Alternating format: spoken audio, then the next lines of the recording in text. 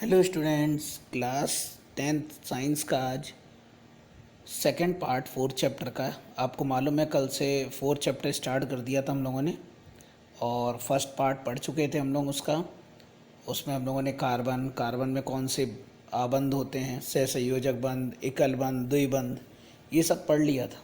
सारे चैप्टर हम लोग एक एक करके कवर कर रहे हैं। 3 चैप्टर पढ़ चुके हैं हम लोग पूरी तरीके से, और आज चौथा चैप्टर भी शुरू कर दिया उसका सेकंड पार्ट। आज हमें जो पढ़ना है वो है कार्बन के अपर रूप। कार्बन के कौन कौन से अपर रूप होते हैं, अभी बताएंगे आपको। कार्बन के अपर रूप जो बोल रहे हैं इनका मतलब क्या है अपर रूप का, ये भी चीज़ आपको बताएंगे। सबसे पहले देखते हैं कार्बन के अपर रूप, तो पढ़ना ही है हमें। उसके साथ साथ आज कौन कौन से टॉपिक डिस्कशन होने हैं। देखिए, सबसे पहले तो कार्बन के अपर रूप पढ़ना है, क्लियर हो रहा है। कार्बन के दो अपर रूप थे वैसे, हीरा और ग्रेफाइट। ये अभी कुछ ही समय पहले एक और अपर रूप खोजा गया है, बकमिस्टर फुलेरिन। अमेरिकन आर्किटेक्चर थे, उन्होंने इसे खोजा है। उन्हीं के नाम पे है, बकमिस्टर फुलर थे उनका नाम, उनके नाम पे है बकमिस्टर फुलरिन। पहले अभी अपर रूप ही बताएंगे आपको, और उसके बाद कार्बन की सर्वोत्मुखी प्रकृति ये पढ़ना है हमें।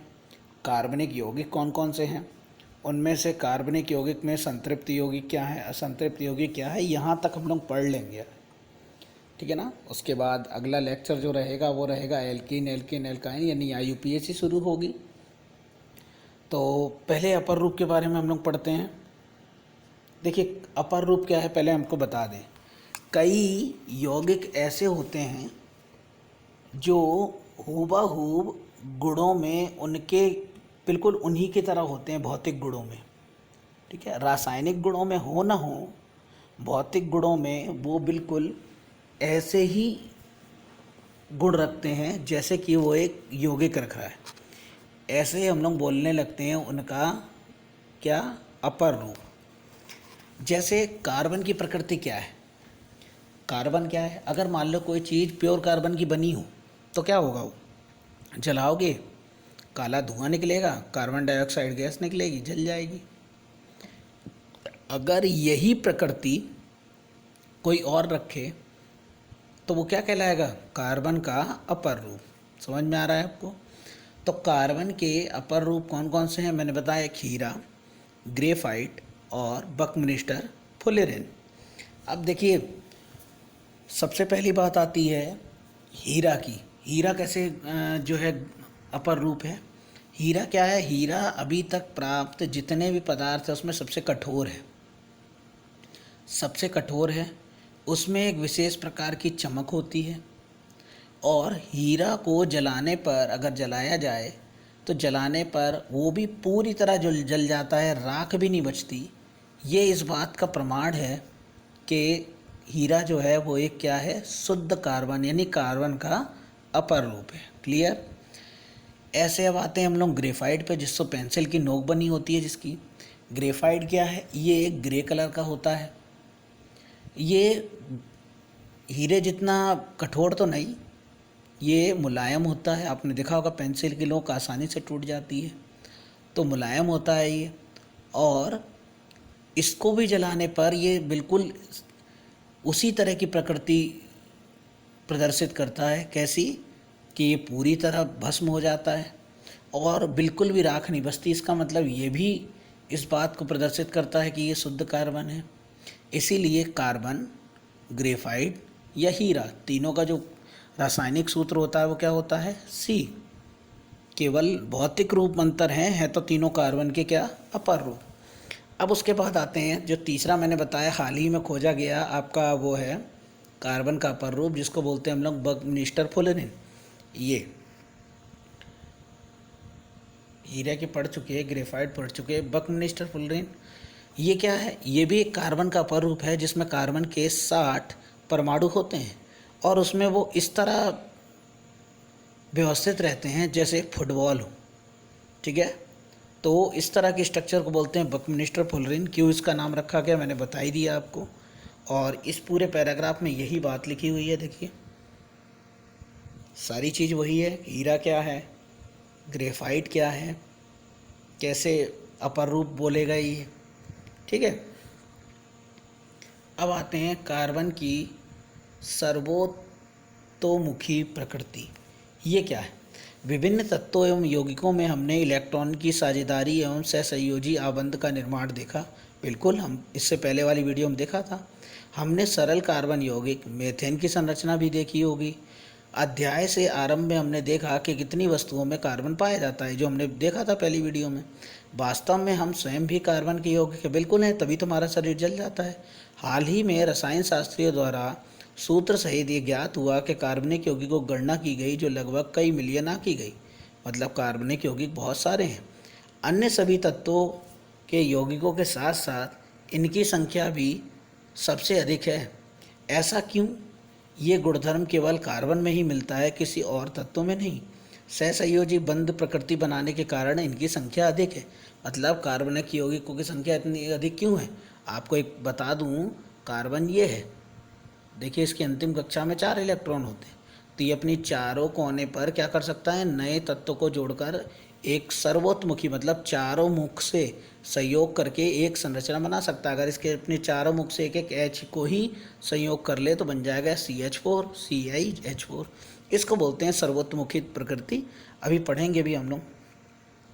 देखिए पहले पॉइंट में क्या लिखा हो? कार्बन में कार्बन एवं अन्य परमाणुओं के साथ आबंध बनाते हैं कि अत्यधिक क्षमता होती है, जिसमें बड़ी से बड़े अणु बनते हैं। इस अणु के श्रृंखलन को कैटेनेशन कहते हैं।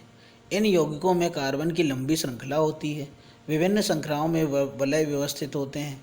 साथ ही साथ कार्बन परमाणु द्वि एवं त्रिबंध द्वारा जुड़े होते हैं। मतलब डबल बॉन्ड भी हो सकता है, ट्रिपल बॉन्ड भी हो सकता है। कार्बन परमाणुओं के बीच एकल बंध से जुड़े कार्बन को संतृप्त, अभी मैं बताऊंगा इस चीज़ को, और द्वि एवं त्रिबंध से जुड़े को हम लोग क्या बोलते हैं? असंतृप्त हाइड्रोकार्बन बोलते हैं। ठीक है, क्या है देखिए पहले इस पैराग्राफ को पढ़ लें हम लोग, पढ़ के लें पहले, इसी के बारे में हम लोग बता दे रहे हैं संतृप्त और संतृप्त यौगिक क्या होते हैं। देखो, एक है आपका CH4 और एक है आपका C2H4। क्लियर? याद रखेंगे आप। इन दोनों में मैं कह दूं ये संतृप्त है और ये असंतृप्त है। मैं कह दूंगा इसमें एकल बंध होता है, इनमें द्विबंध होता है। तो ऐसे कहने से थोड़ी होता है, हमें दिखाना पड़ेगा कि कैसे एकल बंध होता है और कैसे द्विबंध होता है। देखते हैं, सबसे पहले लेते हैं CH4 को। देखिए C परमाणु क्रमांक 6, 2 दूसरी कक्षा में 4। अब याद कर लीजिएगा, कार्बन की बाहरी कक्षा में 4 होते हैं। हाइड्रोजन परमाणु क्रमांक 1, तो अंतिम कक्षा में भी 1। अब देखिए इसको, कार्बन ये रहा, अब CH4 बनना है तो C, एक H ये रहा, एक H ये रहा, एक H ये रहा और एक H ये रहा। कार्बन को अपनी अंतिम कक्षा पूरी करने के लिए कितने चाहिए? 8 हैं। कितने? 1 2 3 4। ये चारों हाइड्रोजनों से एक एक इलेक्ट्रॉनों की कर लेगा साझेदारी और बना लेगा CH4। क्लियर हो रहा है? तो कहीं से कुछ लेना पड़ा क्या? एक एक इलेक्ट्रॉन ही तो लेने पड़े और इसका अष्टक पूरा हो गया। इसलिए इनमें यहाँ पे कौन सा बंध है? आपका एकल बंध। अब एकल बंध तब समझ में आएगा जब द्विबंध भी पढ़ लेंगे। अब हम लोग दूसरा वाला उदाहरण पढ़ते हैं, C2H4। तो C हो गया और H, एक ये रहा, एक ये रहा, एक ये रहा और एक ये रहा। हो गया ना C2H4। काउंट करिए, क्या इसका अष्टक पूरा हो गया? देखिए कार्बन की बाहरी कक्षा में 4 तो होते ही, अब हमें याद है। एक ये हाइड्रोजन लग गई 5, एक ये बंध है 6 और एक ये बंध है 7। ऐसे इस कार्बन को देख लीजिए, 4 तो होते ही हैं, 5 6 7 8 नहीं हो रहे। अब क्या किया जाए? अब 8 तो हो नहीं रहे, चाहिए अष्टक होना ज़रूरी है। तो इनमें क्या होगा? ये जो कार्बन कार्बन है, देखो हाइड्रोजन में के अंतिम कक्षा में तो एक ही होता है, तो 2 से साझेदारी संभव ही नहीं। कार्बन कार्बन के बीच एक की जगह अगर 2-2 इलेक्ट्रॉनों की साझेदारी हो जाए और यहाँ पे 2 इलेक्ट्रॉन यहाँ, एक इलेक्ट्रॉन यहाँ से हट जाए, एक इलेक्ट्रॉन यहाँ से हट जाए, उसके बदले एक बंध लगा दीजिए। अब काउंट करिए, 4 5 6 7 8। अब हो गए ना पूरे। तो इसका अष्टक कैसे पूरा हुआ? इसका अष्टक पूरा हुआ जब द्विबंध लगाना पड़ा। अगर किसी का अष्टक त्रिबंध लगा के पूरा होता है तो ऐसे यौगिकों को बोलते हैं हम असंतृप्त, और बाकी शेष को जिनके में एकल बंध से ही पूरा हो जाता है उनको बोलते हैं संतृप्त। यही किताब आपको समझाना चाह रही थी। अब देखते हैं आगे। देखिए, जिनकी 7 या 8 परमाणुओं की श्रृंखला होती है वे अति अभिक्रियाशील होते हैं। कार्बन कार्बन अबंध अत्यधिक प्रबल होता है, यानी वह स्थायी हो जाते हैं। जो कि कार्बन की संयोजकता 4 होती है, अभी मैंने बताया था। कार्बन 4 अन्य परमाणुओं को संयोग कर सकता है, जैसे सी ने 4H को किया, CH4 बना लिया, ठीक है, और फलस्वरूप विशेष गुण वाले यौगिक बनते हैं। अधिकतर अन्य यौगिक कार्बन द्वारा बनाए गए अत्यंत प्रबल होते हैं, जिसके फलस्वरूप यौगिक अतिशय रूप में स्थायी होते हैं। कार्बन द्वारा आबंधों का निर्माण के कारण इनका आकार छोटा हो जाता है और नाभिक से अधिक मजबूती से पकड़े होते हैं ये, ठीक है। और ये आपको अलग से पढ़ने की जरूरत नहीं, ये बताया गया है कि इसमें बताया गया है कि कार्बनिक यौगिक जो है, सबसे पहले जो प्रयोगशाला में बनाया जाने वाला कार्बनिक यौगिक है वो यूरिया है, जिसका फॉर्मूला इसमें नहीं दिया, मैं बता दे रहा हूँ आपको, NH2CONH2।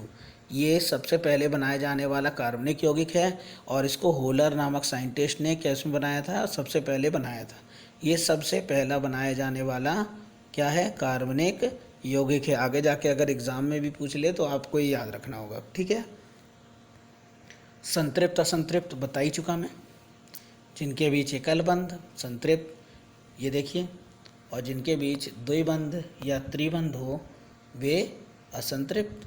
देखिए ये भी एक असंतृप्त है, ये भी आपका ये असंतृप्त है। देखिए मैंने बताया था C है 4 5 6, फिर इनमें कितने कितने की साझेदारी हुई, 2 2 इलेक्ट्रॉन की, तब 8 पूरे हुए। यही उदाहरण लिया था हमने, ठीक है। और यहाँ पे तो अपने आप हो रही है, हमने कुछ किया ही नहीं। कैसे, देखो मैं समझा भी दे रहा हूँ आपको। C बाहरी कक्षा में 1 और ये 2 और ये 3 और ये 4 थे ही, इस C के भी 1 2 3 और एक ये 4 थे। अब क्योंकि 8 नहीं हो रहा है, क्यों, 4 5 6 7 8 तो हो नहीं रहे, तब इन लोगों ने क्या किया, इनके बीच एक की जगह कितने की साझेदारी करने लगे, 2 2 की।